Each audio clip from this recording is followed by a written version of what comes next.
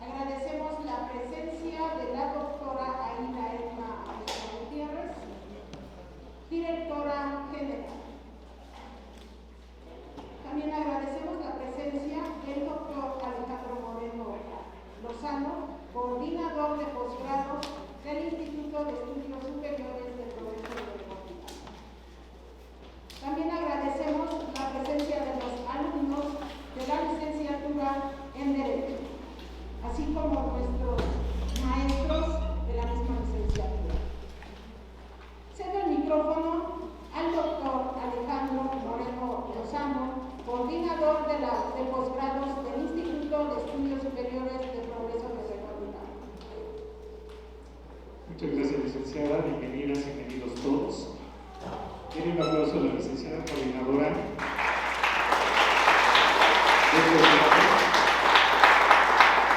de la licenciatura en Derecho acá en el Instituto de Estudios Superiores de Progreso de Obregón Hidalgo.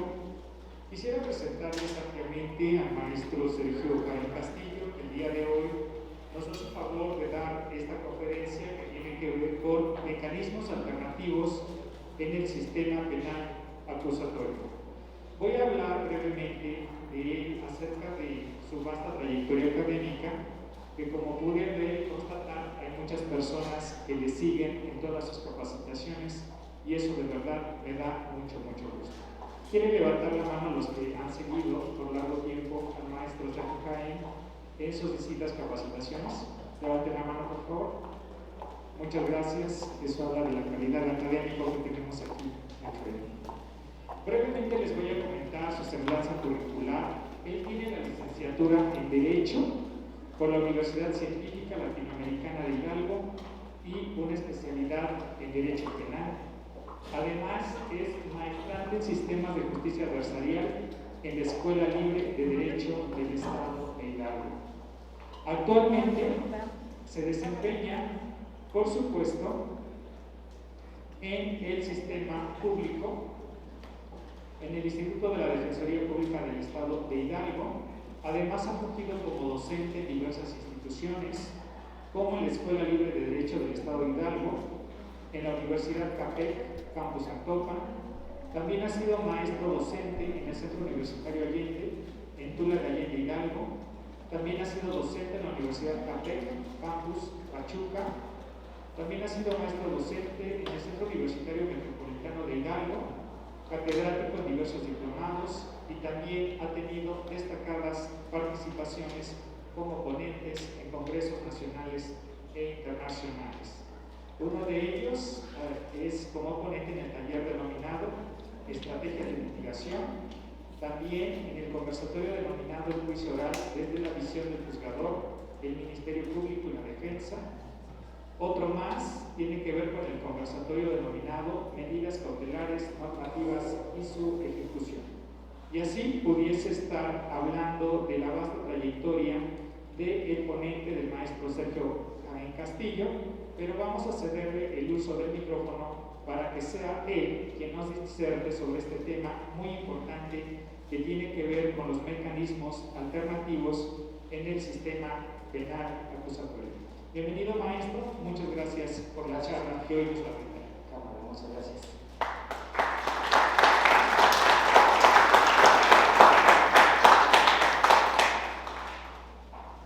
Hola chicos, ¿cómo están? Escucho licenciatura en Derecho. ¿De qué grados? Quinto, cuarto, primero. Me recuerdan literal cuando yo comencé la carrera y que nos hacían venir quizá a este tipo de conferencias, otros íbamos por gusto, pero bueno, lo importante de la carrera de la licenciatura en Derecho es que tengan convicción. Nosotros tenemos una gran responsabilidad como abogados, que es estar preparados. Actualmente ustedes viven en una época súper padre, porque lo que estamos haciendo ahora como abogados es precisamente esto, la oralidad. Pero la oralidad no estriba solamente en estar hablando y aburrir a las personas, no. Un abogado tiene la responsabilidad de hablar y argumentar jurídicamente, generar convicción en tu contraparte dependiendo de qué lado estás jugando. El día de hoy vamos a hablar acerca de un tema muy importante que son los mecanismos alternativos y formas anticipadas al proceso. ¿Habían escuchado esta palabra antes? ¿Sí? ¿Sí, abogado? ¿La habían escuchado? Mecanismos alternativos y formas anticipadas al proceso. Hace muchos años nos hicieron la observación en este país donde nuestro sistema penal no servía. Esa es la palabra. Suena fuerte quizá, pero esa es la realidad. Había vejaciones a derechos humanos, todos hablábamos de impunidad, todos hablábamos acerca de prisión preventiva, quizá las personas, pero olvidábamos una parte importante, que era la víctima. ¿Dónde se quedaba esa víctima? Todos decíamos, queremos cárcel porque él cometió un tipo penal. ¿Y la reparación del daño? Si esa persona sufrió unas lesiones, ¿dónde quedaba esa reparación del daño? Todos esos pequeños temas, abogados, el día de hoy los vamos a abordar. Si hay alguna duda, con todo el gusto del mundo, levantan la mano, preguntan y yo contesto, con toda la flexibilidad. El día de hoy siéntanse cómodos. El día de hoy ustedes están aprendiendo, al igual que yo. Pero el día de hoy, literal, vamos a despejar algunas dudas, porque estando en una audiencia, literal no vas a tener tiempo de pensar o de preguntarle a tu libreta, quizá con tus anotaciones. Como abogado en este sistema penal acusatorio, literal tienes la obligación de estar escuchando, de poner atención, y del otro lado del hemisferio del cerebro ya estás ideando qué vas a contestar. Jurídicamente, esto tiene este sistema. En lo personal, en las audiencias, se divide el hemisferio. Del lado izquierdo estás escuchando las pretensiones de tu contraparte, pero del lado derecho, literal, ya estás ideando, ya estás pensando. Quizá algunos forman una pauta antes, ¿no? Investigan, estudiamos, porque el abogado se caracteriza por estudiar. Eso grábenselo, chicos. Ustedes están en una carrera de las más bonitas que existen en este mundo.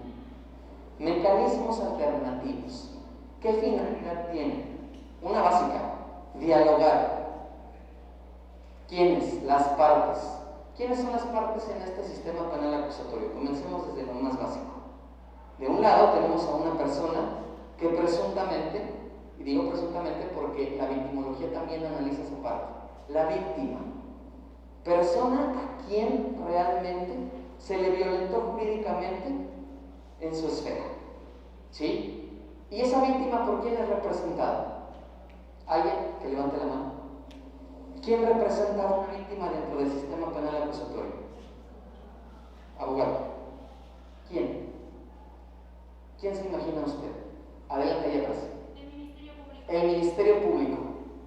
Agente del Ministerio Público, representación social o fiscal, es lo mismo. Si ustedes escuchan esas tres palabras dentro de un sistema, estamos refiriéndonos a la misma figura. Ministerio Público va a representar a la víctima, pero también hay una persona importante, que puede ser tú, que puede ser tú. El asesor jurídico. El asesor jurídico es el que va a garantizar también que esa víctima se sienta cómoda. Seamos sinceros. A veces la persona en calidad de víctima dice, yo quiero tener un asesor jurídico porque quizá no me inspira confianza el Ministerio Público. Quitémonos esa etiqueta al Ministerio Público. El Ministerio Público tiene una gran responsabilidad y hay ministerios públicos muy buenos. Hay ministerios públicos que mis respetos. Sin embargo, de ese lado también existe la figura del asesor jurídico, quien va a velar los intereses de la propia víctima junto con el Ministerio Público. ¿Vale? Del otro lado, vamos a tener la contraparte, quien presuntamente cometió el hecho delictivo o que la ley señala como delito. ¿De quién estamos hablando? ¿Han escuchado la palabra imputado? Sí, ¿no? Continuamente lo escuchamos en redes sociales y se vinculó al proceso al imputado fulanito de tal. El imputado, ahí viene la definición sencilla, que yo la digo así, es la persona que presuntamente cometió un hecho delictivo, nada más. Y digo presuntamente porque en este sistema penal acusatorio existió esa diferencia. Presuntamente cometió un hecho delictivo, goza de presunción de inocencia. ¿Qué quiere decir la presunción de inocencia? Que es inocente hasta que se demuestre lo contrario por una sentencia, ya sea por un tribunal unitario o un colegial. Atendiendo a estos conceptos básicos, vamos a encontrar también que existe una persona que se dedica a defender los intereses de la persona imputada. ¿Cómo se llama? defensor particular, o en todo caso se crea el Instituto de la Defensa Pública para garantizar, además de estar asistido por un abogado, que cuente con las técnicas de litigación. Ojo, abogados, tienen una responsabilidad ustedes si van a ser defensores. No bastará con solo contar la licenciatura en Derecho, se deben de capacitar en el sistema. Hay algo que se llama técnicas de litigación, ¿sí?, que deberán de contar ustedes para poder defender a una persona, ¿vale? Esos son los conceptos básicos que debemos de entender el día de hoy para llegar a ese mecanismo alternativo. ¿Cuándo podemos generar un mecanismo alternativo? Cuando las partes, la víctima y el imputado, existe ese conflicto y se va a mediar, se va a dialogar para llegar a un fin. Los mecanismos alternativos literal se crearon para no desgastarnos, para no llegar a un juicio que no tiene caso. Los mecanismos alternativos se hicieron con la finalidad de dialogar entre las partes y así poder buscar una solución. No hay otro objetivo, es mediante el diálogo que vamos a buscar una solución a la litis. ¿Qué es la litis? Un conflicto derivado de un problema social, derivado de un comportamiento, como lo refiere la teoría del delito, que es atípico, culpable y antijurídico. ¿Vale? Entonces, literal, los mecanismos alternativos que conocemos en este sistema penal acusatorio, y yo creo que más de uno ha escuchado este término. El primero, acuerdo reparatorio. ¿Alguien ha escuchado el acuerdo reparatorio? ¿Esa palabra? Abogado, ¿puede ponerse de pie y me puede decir qué piensa del acuerdo reparatorio? Con confianza. Venga. Pues tengo entendido que es cuando ambas partes, como lo dice, llegan a un acuerdo con finalidad de reparar, ya sea el daño físico o en cualquier ámbito. Muchas gracias, abogado. Efectivamente, el acuerdo reparatorio va a tener una opción. Ese acuerdo reparatorio deberá de estar involucrado con estos principios. Que hay una ley especial, Ley Nacional de Mecanismos Alternativos, ¿sí? Esa ley específica que nos habla sobre el acuerdo reparatorio y las demás figuras de este tema, literal nos va a hablar acerca de estos principios. Ojo con los principios que ustedes están observando, y el primero literal va a ser el de voluntad de las partes. ¿Por qué debemos de atender a este principio de voluntad de las partes? Si la víctima dice, no quiero celebrar un acuerdo reparatorio, nada ni nadie le puede obligar. Eso que quede muy claro, abogados. El principio de voluntariedad es de suma importancia para que se pueda llevar a ejecución el acuerdo reparatorio. Si alguna de las partes no está de acuerdo, no será procedente el acuerdo reparatorio. Pero hay reglas en ese acuerdo reparatorio, abogados. Independientemente de la voluntariedad, debe de existir información. Tan es así que la Procuraduría General de Justicia de cualquier estado crea su propio departamento de mecanismos alternativos, ¿sí? Donde existen personas facilitadores que son abogados especializados en este tema para poder concientizar más que nada a las personas y explicarles. Tan es así que el segundo principio es la información, ¿sí? Cuando tú llegas con un facilitador, él te dará la oportunidad de conocer. Ahora, el facilitador no forma parte ni de la víctima ni del imputado, que quede claro. El facilitador literal está en medio, es de forma imparcial, ¿sí? Él solamente va a escuchar las pretensiones de la víctima y va a escuchar las pretensiones del imputado y va a tratar de dar una solución. Esa es la figura del acuerdo reparatorio. Va a dar información a través del principio de confidencialidad. ¿Por qué? Las personas que se llaman facilitadores tienen la opción de escuchar lo que viene dentro de una carpeta de investigación. Yo le digo a mis alumnos, y no me lo van a dejar mentir a los que tengo aquí, literal, 3, ya había la maestra por allá, que gusto saludarla. Literal, cuando tú tengas un asunto de conocimiento, debe de estribar el principio de confidencialidad. No le vas a ir a contar a cualquier persona qué viene dentro de esa carpeta de investigación. Una, por ética profesional, y dos, por tu propia seguridad el derecho penal, ¿sí? Donde vas a literal a conocer todos los tipos penales. Entonces, literal, en este sentido el acuerdo reparatorio lo más importante será el principio de voluntariedad. ¿Qué pasa entonces si una de las partes no quiere celebrar ese acuerdo reparatorio? Abogada de Cubreboca Rosa, ¿qué pasa?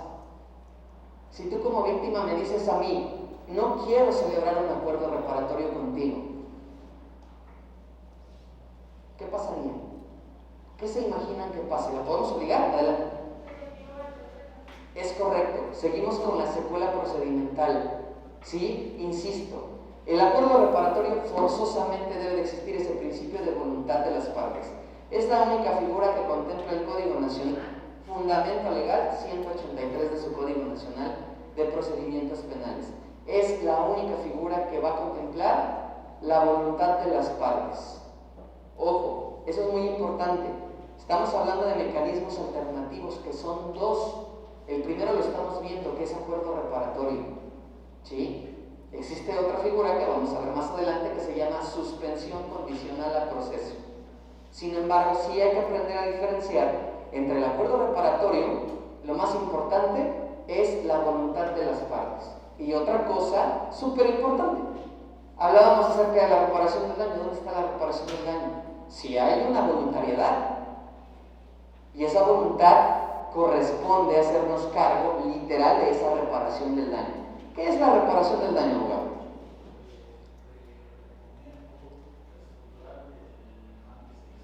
Me encantó esa respuesta. Reponer, reestructurar. Hay una parte de la Ley General de Víctimas que nos habla acerca de la reparación integral del daño.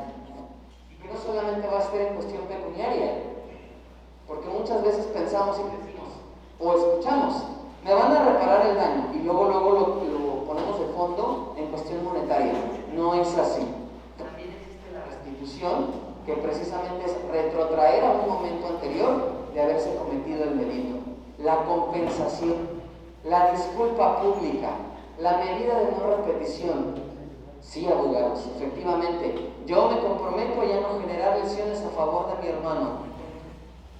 Eso es reparar el daño integralmente. Artículo 26 y 31 de la Ley General de Víctimas. Ahí es donde van a encontrar eso. Si les doy el fundamento legal, es muy fácil venir aquí, hablar y exponer. No, verifiquen que realmente esos artículos se contemplen en esa legislación. Porque, ojo, nosotros como abogados tenemos la obligación de fundar y motivar nuestras pretensiones, nuestras argumentaciones. No podemos ir como abogados diciendo el artículo 26, sí, pero ¿de qué legislación? ¿Cómo el juez que está enfrente, que también es parte del proceso, nos va a poder resolver? No, fundamenten y motiven. E incluso abogados también. Si estamos de un lado donde una persona que está enfrente llamado juzgador nos tiene que resolver, el juez también está obligado a fundar y motivar sus resoluciones. Eso es algo muy importante, fundar y motivar. ¿Vale? ¿Alguna duda hasta este momento? ¿Alguna pregunta acerca del acuerdo reparatorio? ¿Sí va quedando bien la estructura? Relájense, todo va a estar bien. Hoy vamos a aprender juntos qué son los mecanismos alternativos. Se insiste, el acuerdo reparatorio debe de existir voluntad. Ahora, ¿cómo se puede ejecutar un acuerdo reparatorio? ¿Cuándo sí? ¿Cuándo no procede? ¿En qué casos sí procede? ¿Cuándo se imaginan que procede un acuerdo reparatorio? ¿Podrá existir un acuerdo reparatorio en el tipo penal de violación? No. ¿Por qué? ¿Puede? ¿Por qué, abogado? Porque se puede solicitar la psicológica. Ok. ¿Cómo te llamas? Abigail. Abigail nos dice que sí se puede. Ella en su argumentación nos refiere que sí en materia psicológica. ¿Quién dice que no? Adelante, abogado.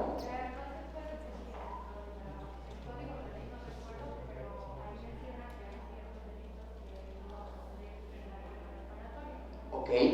¿Cómo te llamas? Daniela. Hoy me quedo con la definición de Daniela. Hay ciertos delitos que no van a dar apertura al acuerdo reparatorio. La procedencia del acuerdo reparatorio. Literal, tú puedes buscar en tu Código Nacional a partir del 137 al 190, y ahí viene la estructura del acuerdo reparatorio.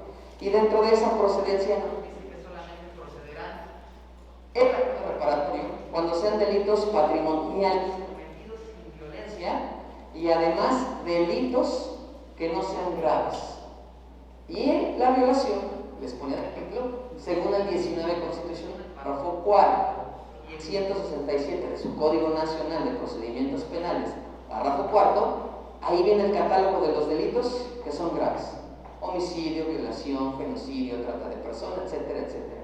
Entonces tú como abogado literal tienes que buscar en qué casos procede el acuerdo reparatorio. No siempre va a proceder. Les voy a poner un ejemplo que me encanta ser práctico, porque siento que es la mejor forma de entender la dogmática, literal, la practicidad. Les voy a poner un ejemplo. Resulta que el día de hoy, fuera de las instalaciones, un individuo se acerca a un alumno de esta escuela y le quita su celular, pero al momento de quitarle el celular le apunta con una navaja. Se lleva el celular, se inicia carpeta de investigación, se cita las partes. ¿Procede el acuerdo reparatorio? ¿Sí? ¿Sí? Especulamos, analizamos, argumentamos. Analizamos en primer momento cuál es la conducta que se realizó del activo al pasivo, es decir, del imputado a la víctima. Llegó, amenazó con un arma blanca. ¿Hay violencia? ¿Y qué nos dice la procedencia del acuerdo reparatorio? Delitos cometidos sin violencia. Vuelvo a generar la misma pregunta. ¿Se puede generar un acuerdo reparatorio? Eso es lo importante, abogados. Analizar parte por parte la conducta, los hechos y el proceder del acuerdo reparatorio. Voy a poner otro ejemplo. Una persona inicia una carpeta de investigación, inicia una querella, que como sabemos son las formas de inicio de investigación, por el delito de incumplimiento de las obligaciones alimentarias. Traducido, literal, no pagó la pensión en materia civil y familiar. ¿Vale? ¿Ese delito es violento? ¿Procedería a un acuerdo reparatorio? Ok, aquí sí procede. ¿Ya vieron que es fácil? Siempre y cuando analicemos la conducta, que es lo más importante, y sobre todo lo jurídico. Pero ahora, ya me dijeron que sí procede el acuerdo reparatorio. ¿Cuándo puedo generarlo? ¿Cuándo puedo ofertarlo? ¿Quién lo autoriza? Si estamos hablando en sede ministerial, ¿sí? Quien puede derivar a justicia restaurativa es el agente del Ministerio Público, o incluso a petición de las partes, de la víctima, del imputado. Insisto, hay un apartado especial para Procuraduría a donde se derivan estas cuestiones, y será el facilitador quien va a determinar si se lleva o no el acuerdo reparatorio, bajo todos estos principios: voluntariedad, información, flexibilidad, imparcialidad, equidad y confidencialidad. Por eso es muy importante el principio de confidencialidad. Si el abogado aquí presente fuera facilitador, no le va a ir a contar al doctor Ale lo que vivió dentro de esa sesión. Es muy importante la confidencialidad. Hay dos tipos de acuerdos reparatorios, abogados. El primero, de forma inmediata. Un accidente derivado de unos hechos de tránsito. El avalúo sale en 50,000 pesos. Y dice el imputado: ¿sabes qué? Acepto, ¿sí? Quiero generar un acuerdo reparatorio. Te doy tus 50,000 pesos, muchas gracias, no quiero problemas. De forma inmediata. ¿Quedó claro el ejemplo? De forma diferida. El mismo ejemplo: incumplimiento de las obligaciones alimentarias.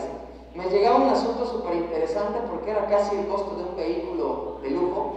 485,000 pesos de pura pensión. Bastante dinero.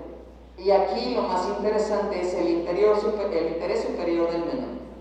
¿Sí? Porque muchas veces confundimos el incumplimiento de las obligaciones alimentarias con que es que no le voy a dar a ella. No, a ver, ojo, a quien le tienes que pagar es al menor. Y de ahí que el acuerdo reparatorio nos da la oportunidad precisamente de hacernos cargo de la reparación del daño.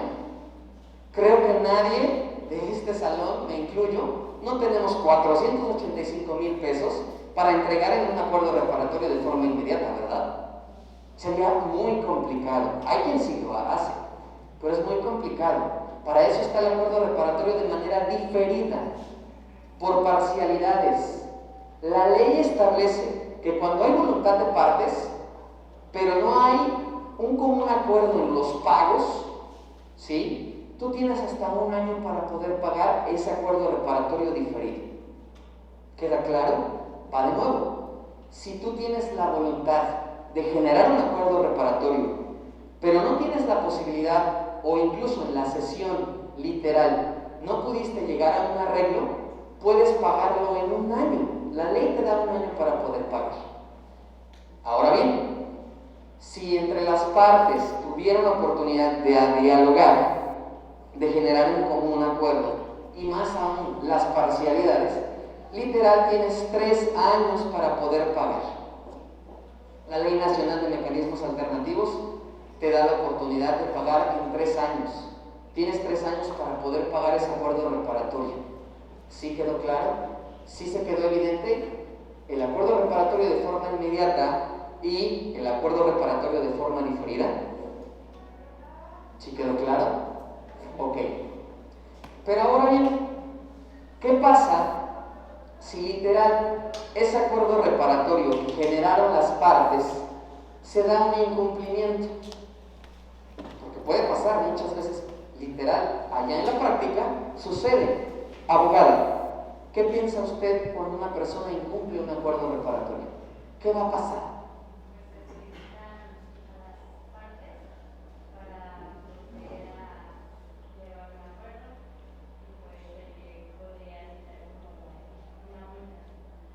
Interesante respuesta, y me voy a quedar solamente con se cita a las partes y quizá en la práctica, porque eso no lo van a ver en el código, En el código no te dice, puedes citar a las partes y quizá puedas salvar el acuerdo reparatorio. No, ahí dice, si hay incumplimiento, se le dará vista a la gente del Ministerio Público, a las partes, para que su derecho convenga. Eso es lo que dice el código. Pero allá afuera en la práctica pueden ser 2 variantes. Una, puede salvar el acuerdo reparatorio, es decir, citarlos, porque a veces por falta de dinero, y más ahorita en la pandemia se vio bastante, mucha gente se quedó sin trabajo. Que ojo, no es pretexto, El hecho de no tener recursos te exime de la responsabilidad. Cuidado con eso, porque allá afuera tenemos esa idea.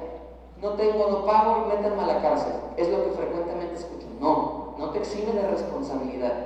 Lo que puedes hacer en la práctica, literal, es llegar, platicar, concientizar de forma equitativa. Señora, le debemos 485,000 pesos mi cliente y yo, o más bien mi cliente. Ya le pagó 100,000 pesos. Él ahorita trae otros 100,000 pesos. Sí, pero no me pagó, es que no cumple. Sí, entiendo esa parte. Pero debo equitativamente no dejar de lado el interés superior del menor. Porque si mi cliente no le paga en este momento, sus hijos, por obvias razones, no van a tener ese apoyo que usted busca. Que usted tuvo la necesidad de iniciar una carrera. Debemos de ser justos. Hoy el abogado debe de ser justo. Ya no seamos abogados tradicionalistas que por querer tener el asunto en nuestro despacho lo vamos a alargar los años. No, sé el abogado que resuelve, que promueve mecanismos alternativos. Además, nos obliga la ley. El 17 constitucional nos obliga a promover los mecanismos alternativos. El 117, que son las obligaciones de la defensa, en la fracción 10ª nos dice promover los mecanismos alternativos. El 131 de su Código Nacional, que son las obligaciones del Ministerio Público, también le obliga.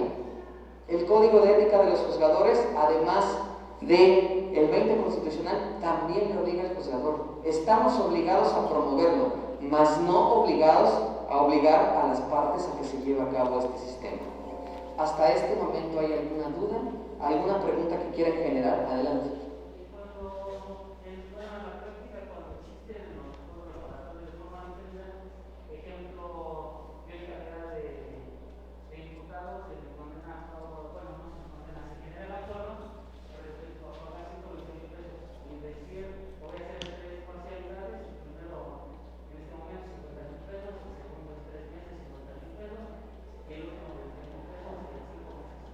¿qué pasa si en el segundo momento no ha cumplido los 50,000 pesos y traigo 30? Existe la voluntad, pero no tengo el recurso. Bueno, en la práctica me ha sucedido que más a eso, y como dice usted, se llaman a las partes y si hay voluntad se vuelve a diferir. ¿Cuántas veces se puede lograr diferir esos pagos? ¿O es, bueno, la entrada es permisible o no? Porque como es tenemos contra la fundación. Es correcto. Y eso es muy importante la pregunta que refiere el abogado, porque precisamente allá afuera, en la práctica, abogados, literal, ministerios públicos les notifican del incumplimiento de ese acuerdo reparatorio y de inmediato le avisan al juzgador, no cumplió. Se abre una audiencia para revocar el acuerdo reparatorio y, como bien lo refirió Abigail, se sigue con la secuela procedimental. Pero aquí lo interesante literal es buscar salvar ese acuerdo reparatorio. ¿Sí? Ojo, aquí hay algo muy importante. Primero constitucional, principio pro persona, lo más benéfico al gobernado. ¿Quiénes son los gobernados? Nosotros. Lo más benéfico hacia el gobernado. Y si dentro de lo más benéfico es poder salvar ese acuerdo reparatorio, aunque el Código Nacional no nos lo diga, lo tenemos que hacer. ¿Sí? Literal. Tenemos que salvar ese acuerdo reparatorio. Y más aún, el fondo de la conducta. Insisto, en el delito de incumplimiento de las obligaciones alimentarias, si el fin o la finalidad, el objetivo literal es buscar que ese menor reciba lo que establece la ley para la familia, ¿por qué la negatividad de decir ya no? Si en este momento te estoy dando oportunidad. Pero ojo, aquí debe de haber literalmente flexibilidad de una y de otra parte. Tampoco abusar del derecho. Escuchaba esa frase de algún juzgador: es que yo observo que se está abusando del derecho. Precisamente en un ejemplo así, el abogado ya había diferido 4 o 5 ocasiones porque su cliente no pagaba. Eso es abusar del derecho. No abusemos, por eso existe ese principio de flexibilidad para ambas partes. Espero haber respondido su pregunta. Pero bueno, en relación a lo que usted dice, el juez de control determina diferir los pagos. Y así se hacen un par de ocasiones, la parte contraria puede decir, ¿sabes que ya no quiero? ¿Voluntad? Esa es la respuesta. Si ya no hay voluntad de una de las partes en decir, oye, ya dejaste de pagar 2 ocasiones, te di la oportunidad, no se me hace justo, ya no tengo voluntad. Esa es la respuesta correcta. Va a depender de cualquiera de las partes. ¿Ok? Sobre todo, pues, de la víctima en este caso. ¿Vale? Ok. ¿Hasta este momento alguna otra duda? ¿Todo bien? Eso, en panorama general, son los acuerdos reparatorios. Me llevaría horas terminando con este acuerdo reparatorio. Quiero hoy platicarles acerca de otras figuras como lo es la suspensión condicional al proceso. ¿Qué es la suspensión condicional al proceso? Yo lo explico así. La suspensión, suspendo. ¿Qué suspendo? El proceso penal ordinario, la investigación que siguen en contra del imputado. Lo voy a suspender mediante condiciones. ¿Vale? Suspensión condicional a proceso. Literal. Al igual que el acuerdo reparatorio, se llevará a cabo mediante requisitos, procedencia. ¿Sí? Literal, mediante ciertas condiciones y lo más importante para las figuras, otra vez, la reparación del daño. Se insiste, suspendo mediante condiciones. Que voy a suspender el proceso penal ordinario. ¿Cómo lo voy a suspender? Fácil y sencillo. Hay 3 requisitos importantes en el numeral 192 de su Código Nacional de Procedimientos Penales. Son requisitos esenciales y primordiales de esta suspensión condicional a proceso. Pero ojo, en la suspensión condicional ya no va a haber voluntad, ya no existe voluntad de las partes. Si la contraparte, por obvias razones, que es el imputado, la ejecuta, la promueve y reúne los requisitos del 192, así se oponga quien se oponga, se va a llevar a cabo la suspensión condicional. Por eso es muy importante el saber diferenciar entre el acuerdo reparatorio y la suspensión condicional al proceso. Se insiste, el acuerdo reparatorio, voluntad de las partes. La suspensión, requisitos. Oiga, maestro, ¿y ¿Y qué requisitos son? Primero, ¿han escuchado la palabra auto de vinculación al proceso? Sí, ¿no? Auto de vinculación al proceso, ¿qué quiere decir? Yo lo explico así. Allá afuera nos espantamos cuando escuchamos vincularon al proceso al vecino. ¡Ah, ya es un delincuente! No, señores, no abogados, no abogadas. El auto de vinculación al proceso, para este humilde servidor literal, es aperturar una investigación más formalizada porque presuntamente alguien cometió un delito y hay mínimos indicios de que esa persona lo cometió. Entonces, el primer requisito de la suspensión condicional al proceso literal es 1. Que el auto de vinculación al proceso, su media aritmética no exceda de 5 años. Ese es el primer requisito importante y primordial. Oiga, ¿y cómo vamos a sacar la media aritmética? Yo por eso estoy estudiando Derecho, porque no me gustan las matemáticas. ¿No? Porque es lo primero que escuchamos allá afuera. Profe, yo estoy estudiando Derecho, no las matemáticas. ¿Qué creen? En el Derecho también vamos a ocupar las matemáticas y es una sencilla operación aritmética.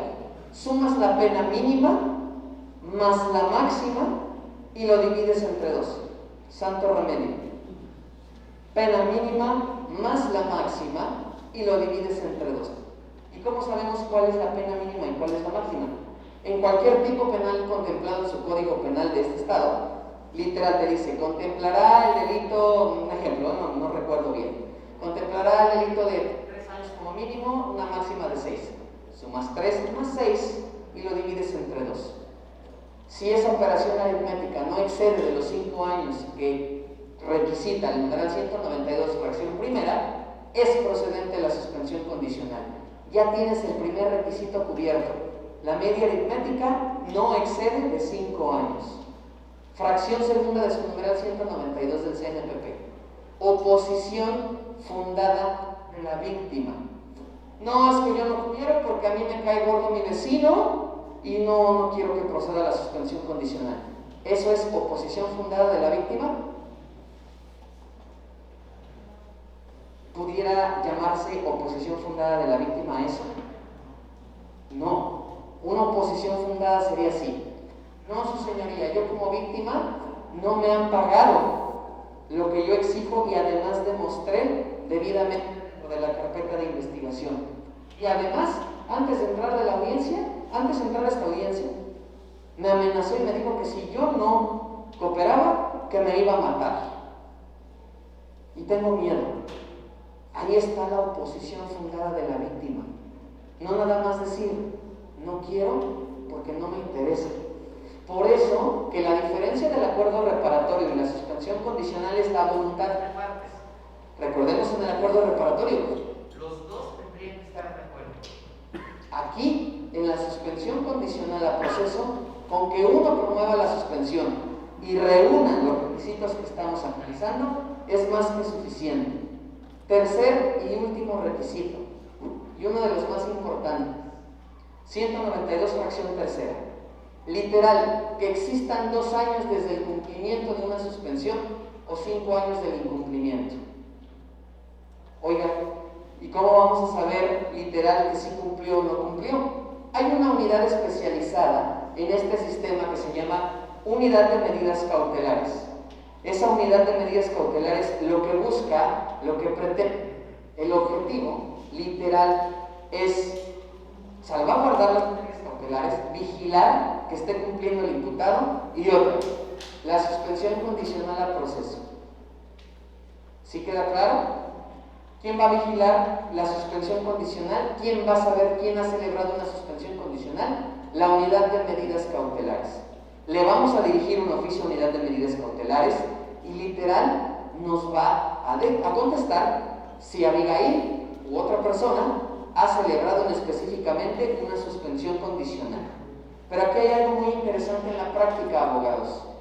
El numeral 200, quien tenga su Código Nacional abierto, el numeral 200 del Código Nacional de Procedimientos Penales le obliga literal al Ministerio Público, antes de ir a ese tipo de audiencias, a verificar si efectivamente se llevó a cabo una suspensión condicional a proceso a favor del imputado. Ahí expresamente dice el Ministerio Público, pero también tú lo puedes generar como defensa. Recuerden que la carga de la prueba la tiene el Ministerio Público, que queda claro. Pero evidentemente, si tú quieres sacar a tu cliente, serás una defensa activa y vas a girarle tú el oficio a unidad de medidas cautelares. Y no te pueden contestar, no, es que tú no puedes. No, sí puedo. Tal es así que este sistema me permite realizar actos de investigación tanto al Ministerio Público como a la defensa. Pero falta adelante. En relación a eso, ¿cómo hace directamente la solicitud o gestionan el juez de control para que se quiera? Tú lo puedes realizar. Tú le puedes realizar esa petición a la gente del Ministerio Público o de propia persona. ¿Vale? ¿Alguna duda hasta este momento, abogadas y abogados? ¿Sí encuentran la diferencia entre el acuerdo reparatorio y la suspensión condicional al proceso? ¿Sí? Ya vieron que en un lado hay voluntad de la parte y del otro lado, si se requisitan los numerales del 192, con eso es más que suficiente. Pero viene lo más importante, recuerden que dijimos suspensión mediante condiciones. Ya lo suspendimos, ya le dijimos al juez de control, se reúnen los requisitos del numeral 192, pero ahora tengo que hacerme cargo de un plan de reparación detallado, al igual que el acuerdo reparatorio. ¿Cómo va a funcionar ese plan de reparación detallado? Fácil. Tengo 6 meses como mínimo para poder promover ese plan de reparación detallado o 3 años. Y si después de esos 3 años me faltó tiempo, el juez, por única ocasión el juez puede extender esa temporalidad de 3 años a 5 años, 2 años más. Si ubicamos la diferencia. Acuerdo reparatorio te dice 1 año si no hay literal oportunidad de ponerse de acuerdo. 3 años como máximo en el acuerdo reparatorio. La suspensión cambia la modalidad, son 6 meses como mínimo, 3 años como máximo. Son circunstancias similares, ¿vale? Esa es la suspensión condicional, pero falta algo muy importante, las condiciones. ¿Qué condiciones me van a imponer para que pueda promoverse la suspensión condicional? Literal, puede ser desde no acercarse a la víctima, no acercarse a cierto lugar, no salir del país.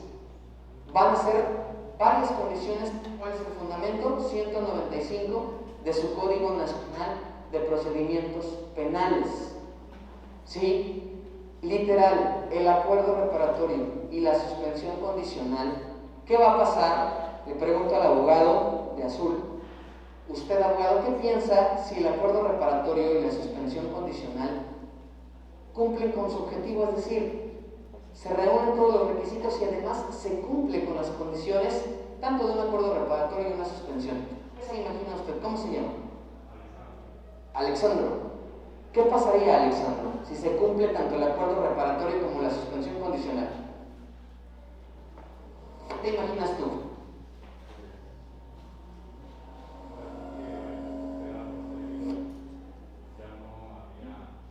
Ya no habría litis, ¿no? Se acaba la litis. Si se cumple un acuerdo reparatorio, ojo, si se cumple un acuerdo reparatorio y la suspensión condicional al proceso, hay algo muy importante. Hacen las veces de sentencia absolutoria. Se desiste de la acción penal en contra del imputado y literal archivo definitivo. Y tú como abogado quedaste muy bien con tu cliente porque le promoviste un mecanismo alternativo y lo dejaste sin antecedentes penales. Esa es la importancia de promover los mecanismos alternativos. Sumamente importante, literal, promoverlos. Esa es tu obligación como abogado, buscar lo más benéfico para tu cliente. Hay algo que me interesa de un gran amigo mío que dice así: si no estás seguro de ganar el juicio, no vayas, no expongas a tu cliente a que lo condenen.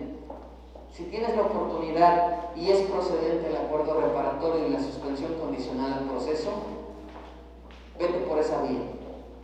¿Alguna duda hasta este momento? Adelante, Abigail.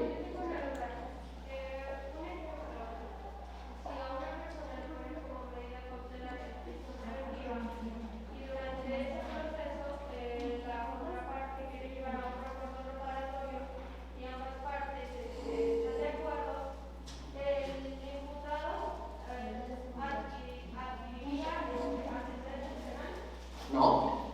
Y hay... Es correcto. Recuerden que las medidas cautelares, que es otro tema muy interesante, las medidas cautelares solamente literal son para cautelar a la persona para que cumpla 3 objetivos: garantizar la presencia del imputado, la protección de la víctima y que no se obstaculice el proceso. Nada tiene que ver con los antecedentes de que se quede o no. Si una persona que se encuentra privada de su libertad genera un acuerdo reparatorio porque es procedente, ¿sí? En automático, 1, obtendría libertad, y si es de forma inmediata el acuerdo reparatorio, se queda sin antecedentes penales. ¿Ven la bondad de los mecanismos alternativos?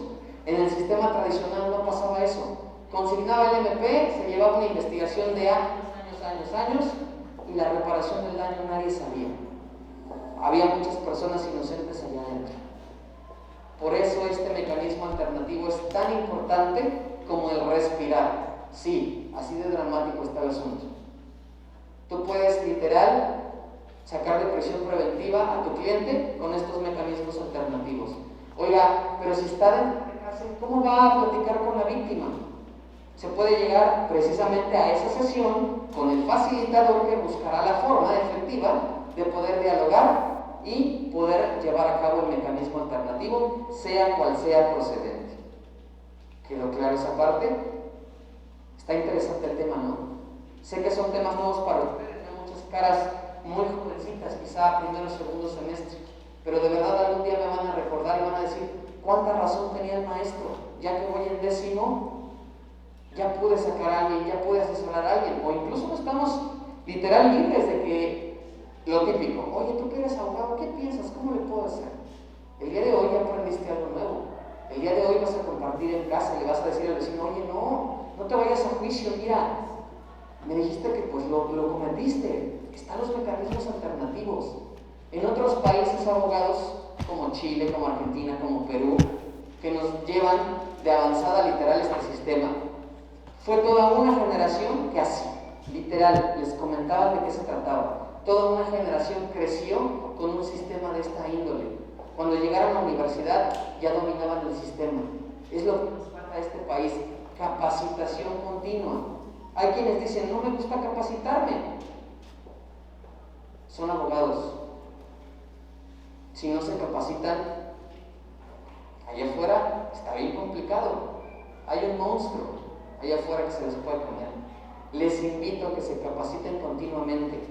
Los que van en primero, segundo, tercero, cuarto, quinto, 10º, los que ya van para afuera, literal, tienen la convicción de capacitarse y de seguir aprendiendo. ¿Alguna duda hasta este momento? Adelante, abogado. Claro, excelente pregunta. Al igual que el acuerdo reparatorio, llegase el momento en que el imputado no cumpla esa suspensión condicional, el numeral 198 de su Código Nacional de Procedimientos Penales establece revocación de la suspensión condicional al proceso. ¿Quién dice, quién es el chismoso de no cumplió? Unidad de medidas cautelares. Quien se encarga de vigilar al imputado que cumple esas condiciones.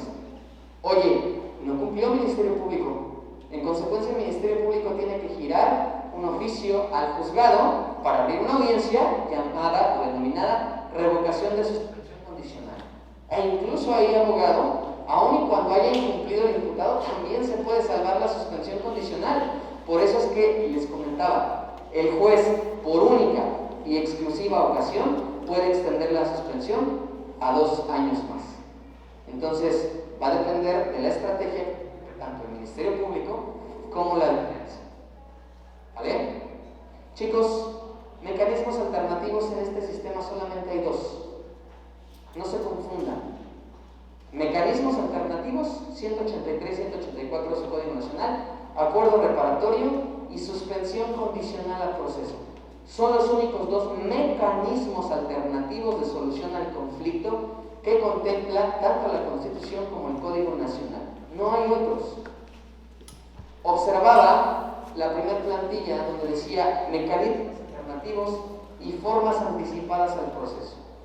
Cierro con ese tema, que es el procedimiento abreviado, que ahora, ustedes que están jovencitos, allá afuera literal, veíamos a ciertos youtubers que decían, es que le pagó, ya salió por un delito grave. No es eso. Es que le pagó una fianza y ya salió y la justicia no existe. No es cierto. He ahí la importancia de capacitarnos. He ahí la importancia de conocer. Nosotros como abogados tenemos la obligación de capacitarnos continuamente. La mala información que se genera a veces en los medios de comunicación nos confunden.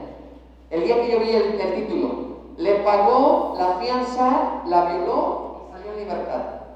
Y todo el mundo empezaba a generar argumentos, comentarios negativos hacia este sistema. No. Eso que hizo esa persona en calidad de imputada se le llama procedimiento abreviado. Yo tengo un as bajo la manga como abogado. Lo último, como decimos los abogados, la última ratio, la última oportunidad. ¿Cuál es? El procedimiento abreviado. El procedimiento abreviado literal tiene ciertas características, abogados. Ojo, los dos anteriores te dejan sin antecedentes penales. El procedimiento abreviado te va a dejar con antecedentes penales, pero tiene una bondad muy importante. ¿Qué bondad? Buscar de una pena máxima a una pena mínima. ¿Y qué creen? Todavía el legislador dijo, bueno, si este compadre llamado imputado, literal, tiene buen comportamiento, es primo delincuente y está generando cosas positivas dentro del centro de reinserción social, quizá vamos a darle un beneficio más, vamos a reducirle hasta 1/3 más la penalidad que contempla del delito que haya cometido. Les voy a poner un ejemplo real. El delito de asalto, que es exclusivo tipo penal de este estado, contemplado en el numeral 173 del Código Penal, literal contempla una pena máxima de 18. Son 18 años. En el procedimiento abreviado lo que vamos a buscar es la penalidad mínima, que son 9 años. Y todavía, si mi cliente es primo delincuente, es decir, es la primera vez que delinque, voy a buscar un beneficio más, reducir hasta 1/3. Entonces, si hablamos de 18 años, vamos a reducir a 9 y menos 1/3, ¿en cuánto queda la penalidad? 3 años. Son 3 años. De 9 menos 3, 6. ¿Te das cuenta? Cuando digo que es el último as bajo la manga que tienes como abogado penalista, de arriesgar, de llevarte a tu cliente a que lo sentencien a una máxima de 18, ya vas a la segura con esa penalidad. ¿Y por qué digo vas a la segura?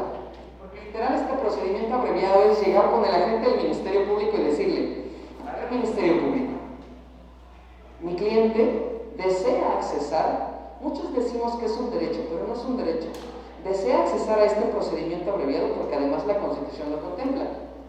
¿Por qué me acerco con el Ministerio Público? No por viciar el sistema, no por darle un billete, como decimos coloquialmente, y confundir, no. Este procedimiento abreviado es requisito importante y facultad del Ministerio Público. Si el Ministerio Público dice,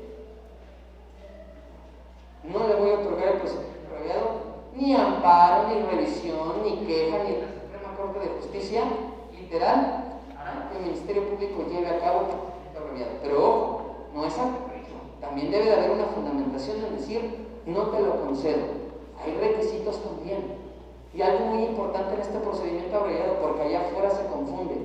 Cuando nosotros como defensores les explicamos el procedimiento abreviado a las personas en calidad de acusado, ¡ay no! ¿Por qué me voy a echar la culpa?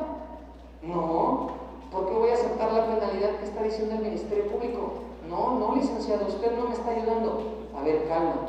La primera pregunta que debes de realizar a tu cliente es, ¿lo cometiste o no lo cometiste?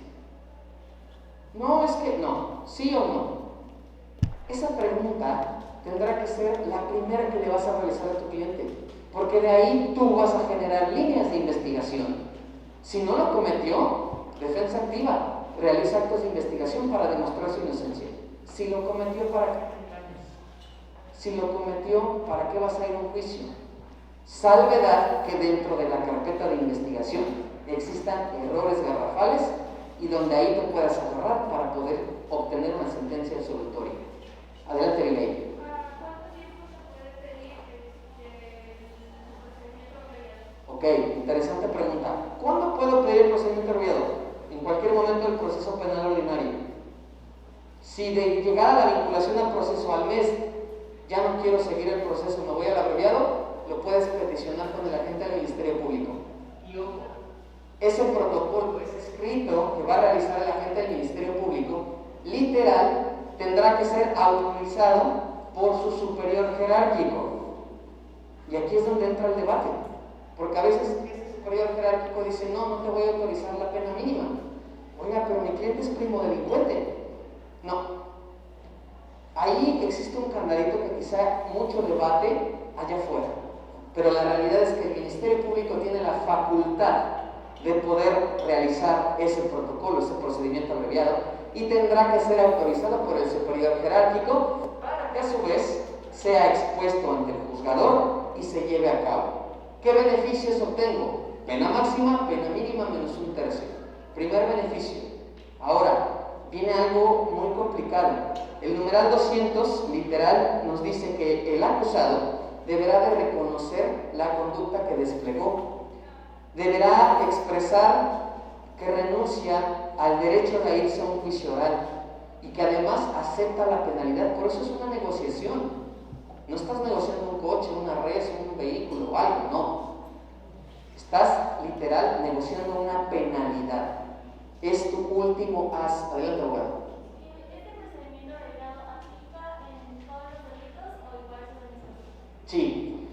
Cuando no procede el acuerdo reparatorio y la suspensión condicional, procede el procedimiento abreviado. Literal.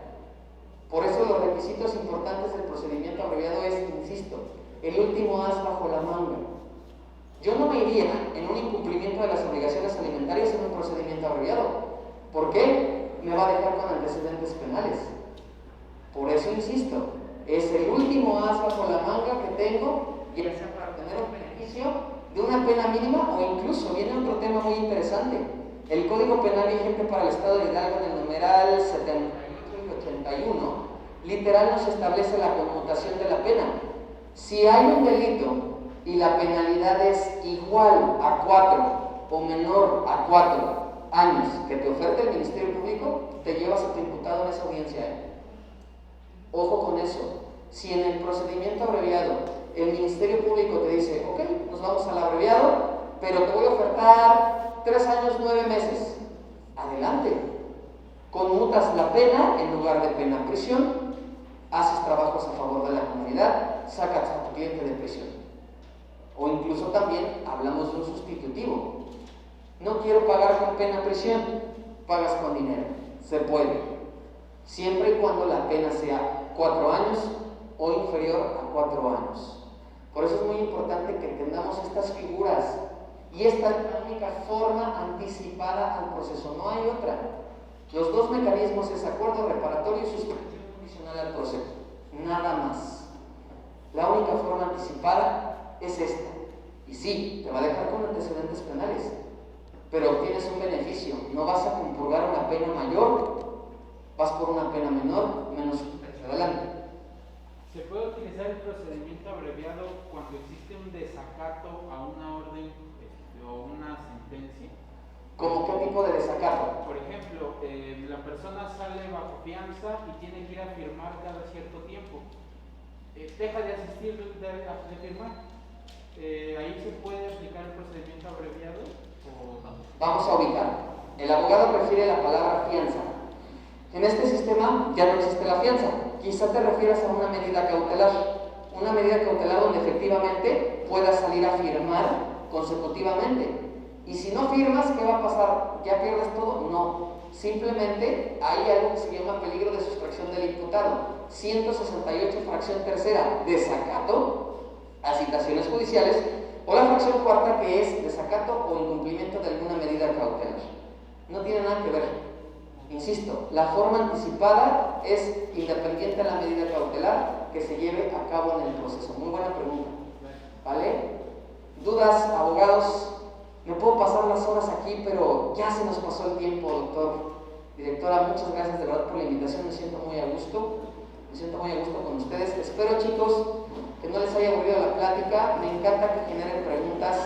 Veo muchas caras jovencitas. Les agradezco. De mi parte sería absolutamente todo. Gracias, licenciado. Bueno, pues decimos a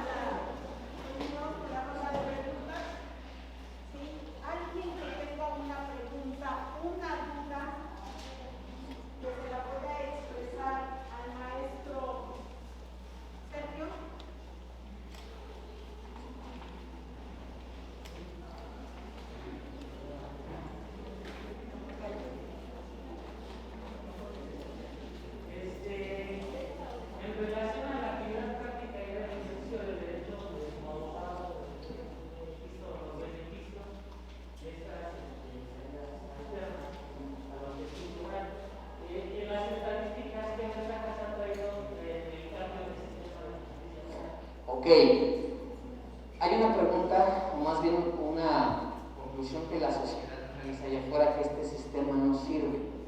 No, sí sirve. Los que no servimos somos nosotros como parte, por no capacitarnos, por no prepararnos en las audiencias, por no llevar a cabo las obligaciones que tiene el EVP, la defensa, el juez y el asesor jurídico. ¿Qué beneficios? Bastantes. Literal, las cárceles estaban llenas de personas inocentes. Quizá en algunas estadísticas en la actualidad también, ¿sí? Pero literal, los beneficios son más que los perjuicios del sistema tradicional. Gracias. Gracias. ¿Alguien más? Adelante, Miguel. ¿Podría repetir cómo se saca la penalidad para la media? La media aritmética para la suspensión condicional. La media aritmética literal es pena mínima más la pena máxima y lo divides entre 2. Así de sencillo, no nos vamos a quebrar la cabeza para los que no nos gustan las matemáticas.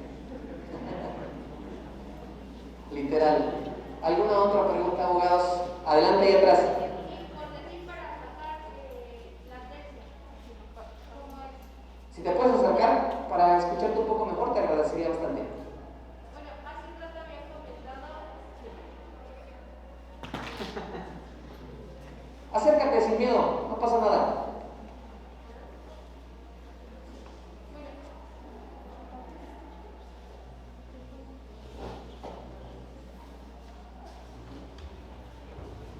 Sale, perfecto, no pasa nada.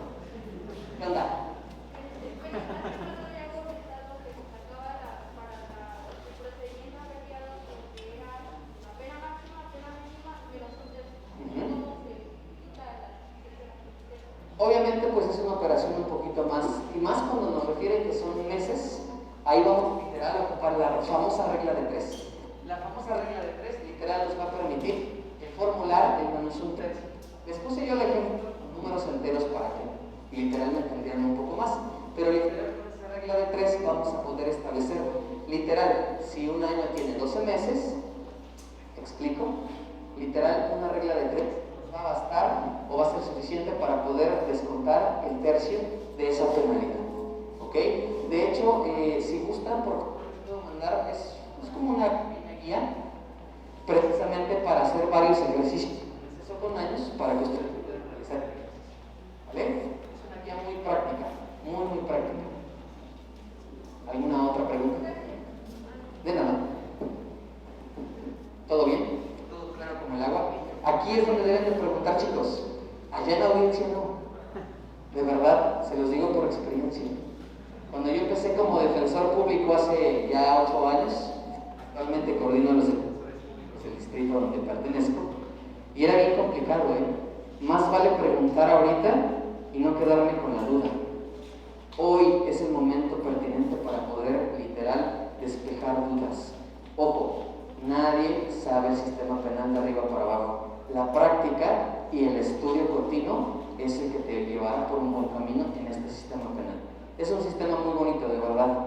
Quien se dedique o quien vaya a litigar este sistema, de verdad no se van a perder de muchas cosas padres en la audiencia. Y más cuando escuchas auto de no vinculación a proceso a favor de tu cliente, sentencia absolutoria y comienza a llorar el de al lado y te abraza y te dice: muchas gracias, estuve 2 años aquí por una injusticia y hoy tú me sacaste.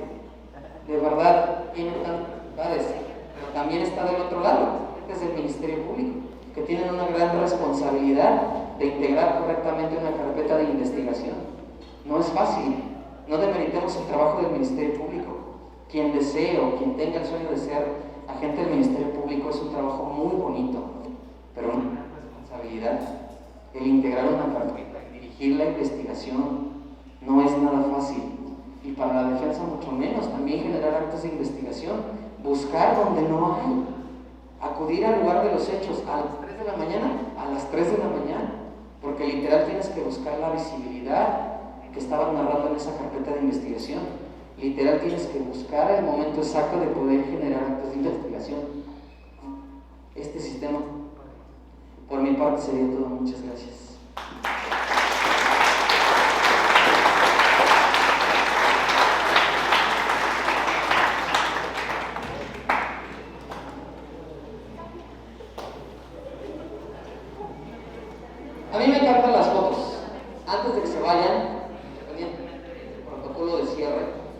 gustaría que pasemos quizá todos acá al frente y nos sacáramos un bonito recuerdo.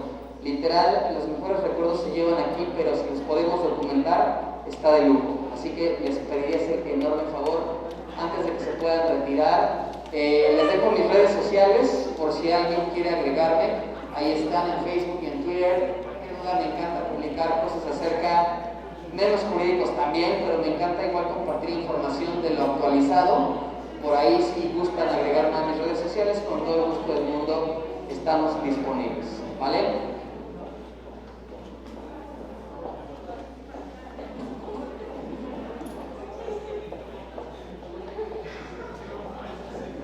Hola. Muchísimas gracias a todos los de Derecho.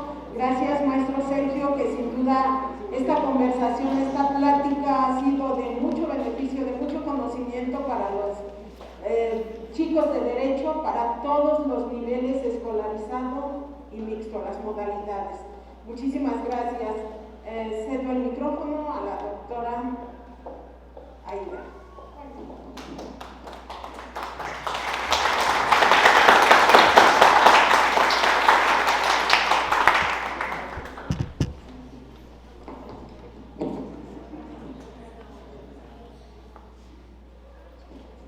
Chicos, ¿qué tal les pareció?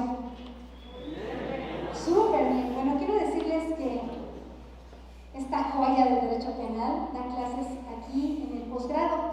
Así que esto de estarlos invitando constantemente a prepararse, pues tiene que ver con que él los va a recibir y les va a dar clase. ¿No les gustaría algún día llegar a ser como él? Llegar a saber y manejar los conceptos y los juicios de la forma como lo hace. Entonces, pues bueno, es una invitación de verdad para que se inscriban posteriormente. Nunca detengan, nunca paren el ritmo de estudio. Este no se detiene jamás. Entonces, bueno, qué bueno que pudimos contar con la presencia hoy tuya. De verdad, muchísimas gracias. Creo que ha sido muy ilustrativa, no solamente para nuestros alumnos, sino también para nuestro cuerpo docente. Siempre nos hacen falta una desempolvada y la verdad que muchísimas gracias. Excelente tu ponencia, muchas gracias. Y pues bueno.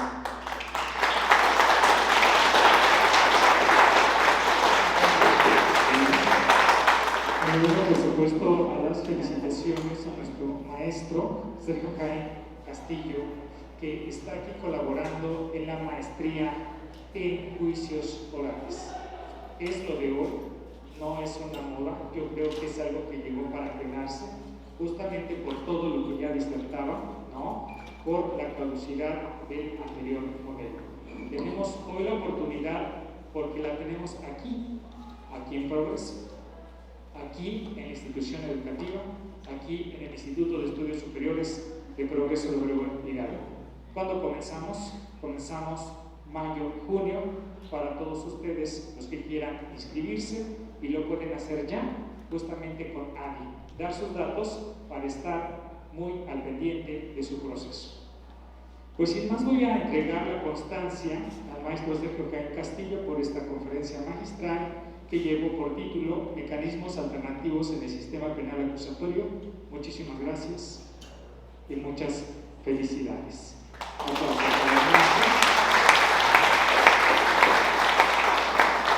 Y sin más, entonces, vamos a pasarnos todos de la manera más ordenada posible aquí enfrente para tomar nuestra